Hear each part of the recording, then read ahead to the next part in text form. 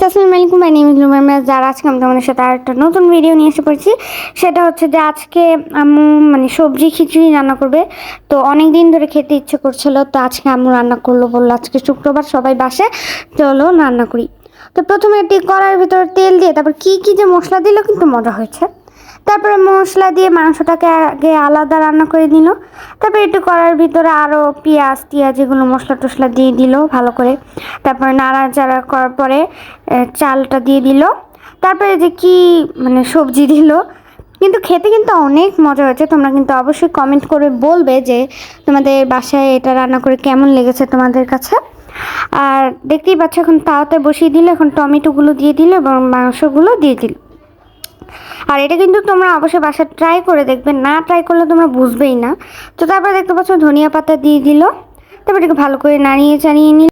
আর তোমরা অবশ্যই কমেন্ট করে বলবে তোমাদের কাছে কেমন লেগেছে টেস্টটা। তো তারপরেই দেখতে পাচ্ছ যে আপু সালাদ বানাচ্ছে।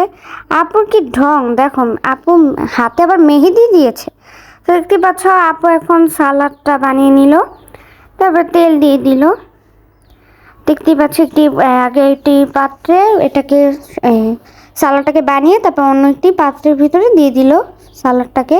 তো তারপর এটা হচ্ছে বেগুনি আচার, আচারি বেগুন।